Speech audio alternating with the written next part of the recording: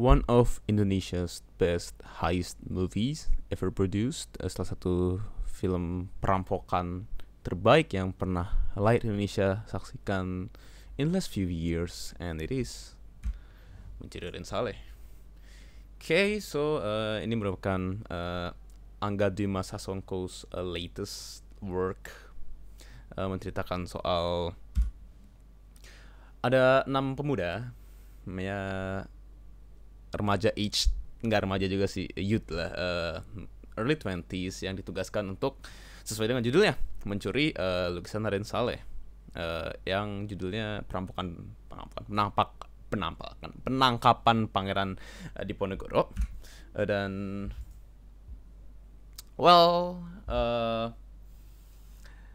gue gak bisa berkata apa-apa lagi selain ini adalah, as I've said before, film heist Indonesia terbaik in recent years. Dan seru banget, legit seru, pakai banget. Okay, let's talk about the positives. Positifnya adalah untuk sebuah cast ensemble, walaupun tetap ada fokus di dua tokoh utama dalam film ini yang diperankan oleh Iqbal dan Angga Yunanda, tetap berasa cukup balance. Dynamicnya dapat antar karakter, walaupun nggak begitu banyak di-explore. Mungkin relationnya lebih ke mungkin ada blobs of two aja, misalkan si Iqbal sama Angga Yunanda, terus si siapa itu, Jesus Christ, forgot his name. Tapi intinya in pairs of two, walaupun pairnya nggak cuma 3 gitu, maksudnya kayak ada interactionnya nggak gitu banyak di-explore, tapi tetap overall dinamiknya dapat. Actionnya seru banget, I can't lie.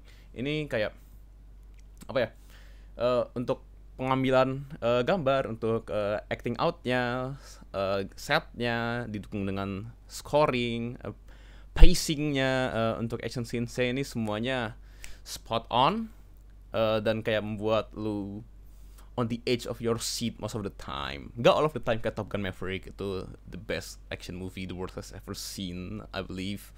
Gak setinggi itu kalibernya, but it's still pretty high. Masih sangat-sangat layak gitu untuk dijadikan flick.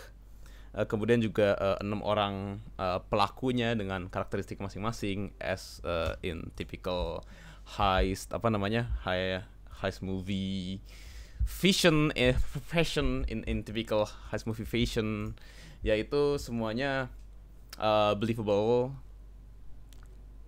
acting out well untuk setiap kelakuannya, dan sisi emosional mereka sebagai orang yang early 20s, istilahnya belum mateng, masih banyak amarah, masih banyak kelabilan, dan new-ish-nya itu juga masih dapat dan diimplementasikan dengan sangat baik pada film ini. Overall seru banget. Negatifnya sih sebetulnya cuma satu, but I think it's pretty big. Gue merasa kalau kayak plotnya ini cukup menjadi convoluted, cukup menjadi kayak benang kusut gitu, makin banyak kayak agak diputer-puter, yang might not always be a bad thing. Kalau misalkan plotnya convoluted tapi dieksekusi dengan baik, ya dia akan menjadi film yang mind blowing. Tapi walaupun ini convoluted, tapi tetap kayak ada some plot holes, albeit very minor, tapi itu tetap disayangin. Dan sebenarnya masalah gue cuma di situ, tapi karena masalah plot ini cukup besar, gue cuma bisa kasih skor dari 0 sampai 10. Gue akan kasih 7.5. Masih benar-benar seru, masih benar-benar layak untuk ditonton, layak untuk diikutin, layak untuk lu spend waktu 2,5 jam lu lah. Ini udah ada di Netflix, kalian bisa tonton di Netflix.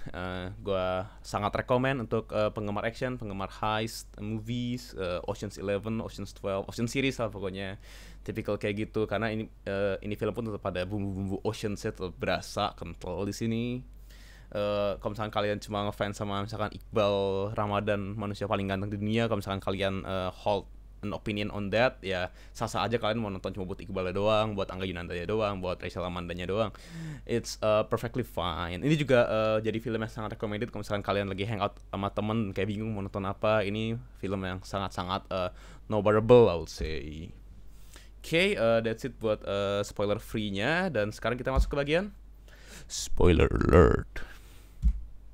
Oke, menurut gue yang tadi gue bilang plotnya mulai convoluted itu terutama berasa di bagian bapaknya Pico, yang ini sebenarnya gue kayak nggak gitu nangkep ya, maksudnya apakah dia dibebasin sama pengacaranya terus di hire buat ngambil lukisan atau gimana, atau dia cuma pengen solo act out alone. Itu kayak bener-bener nggak, masih in really gray gitu. Motivasi bapaknya tiba-tiba take revenge sama anaknya sendiri, walaupun akhirnya gagal sih karena bapaknya cuma dapat lukisan yang lebih minor gitu, tapi tetap itu kayak gitulah. Terus lebih ke plot aja sih, itu muter-muter itu gue nggak suka. Sama di obvious sequel bait di akhirnya. I've never like sequel bait samsek gitu, it might be subjective.